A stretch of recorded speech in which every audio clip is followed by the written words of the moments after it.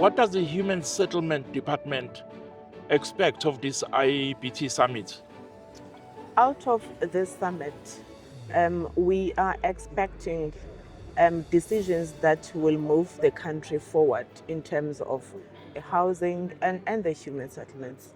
And already we've got people who are exhibitors around here who are showcasing a lot of things. Yesterday, when we were doing the walkabout with the minister, we met people who told us that their technology, they've built KFC, they're able to build restaurants, they're able to build homes for the people. And more so, the job creation is at the center of what we want to achieve, because you would agree with me that you've seen the stats in terms of unemployment and young people in particular. So skills development is also what we want to achieve. We are hoping that people that will be participating here also will give us a direction in terms of a job creation, especially for young people, so that we skill these young people so that they have skills that are demanded by the economy of the country and how we should move. Yes. Over the years, the quest to eradicate informal settlements and mud houses has proven to be a challenge. What solutions do you think the IBT Summit can develop in this regard? We have started with the eradication of the mud houses, which are now famously known as traditional houses. We've started that process, and in a bigger scale, we are achieving that. In terms of the eradication of the human settlements, Prof, we need to start with first things first, because the bigger challenge that we have as a country is where you give someone a house of the RDP, Yes. and that person decides to sell the house or rent out the house and go back to the informal settlements. Now we've got to develop a system that will catch those people who are selling the government houses and go back to the informal settlements, because in the main, our informal settlements are clouded by such people. And also the influx of the foreign nationals in our country. Case in point, if you go to Danone informal settlements in Cape Town, you'll find out that when there's fire disasters or any disasters, majority of people that live there, it's not South Africans. So there's a lot that we need to do in terms of the eradication of the informal settlements, but at a small scale, we are doing it and we will get there. But with the IBTs, we will be able to distinguish between the ones that got houses and the ones that don't have houses. Because remember, we can't give one beneficiary two houses. So if you got a house in 1999, you can't benefit from the IBTs because you already got a house. So the IBTs will be mainly for the people who never had houses, as we are not going to change policy in terms of the allocation of houses and the beneficiaries and people that gets to benefit the houses of government.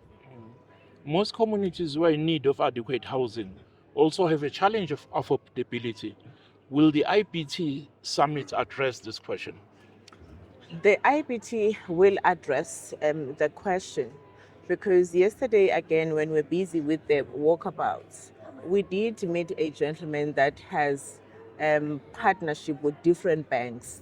And there are banks that accepts the IBT summits, and they subsidize people who want to have houses. But on our side as government, with NHFC and the first time home finance, we will be able to give people subsidies and IBTs, because in terms of record time and how they build houses and how fast the houses can get, IBTs is the future of the country. So people will be able to be benefited. Now going to technology stability. The recent flooding in Mpumalanga, Limpopo, and KwaZulu-Natal has demonstrated the need for climate resilient infrastructure. Is this on the agenda? It is on the agenda, Prof. If I may, if you go to Limpopo today, with the floods that were in Limpopo, the two RDP houses that were standing there, it is the RDPs that were done with the new material. So that showed us that the material that is resistant will also assist us to protect the people of South Africa from the floods, from the climate change and all. And it is such that some materials, they've got warning signs that now there's a storm, there's this now. And then that's on the agenda of the IBTs. And with our Eric Molobi Center, which is in Tshwane, we've seen those, they are demonstrated, they are very resilient, but people will never tell you that Limpopo is one of those floods that showed us that indeed the IBTs are a way to go. Okay. Will the summit also tackle compliance standards for the IBT technologies? Of course, because recently in BRICS and in Eastern Cape, Tandi, NHBRC is at the center of compliance, because if we don't comply, it means then therefore that we will be putting the people of the country and the beneficiaries at risk. So compliance is key in everything that we do. Even the RDP houses, compliance is at the center of what we do in terms of building. We don't want another George building situation with the IBTs. We want to ensure that there's compliance over everything. There is so much good synergy, I understand, between the NHBRC and the Department of Human Settlement. But I also feel as if there are still some schisms in terms of regulation.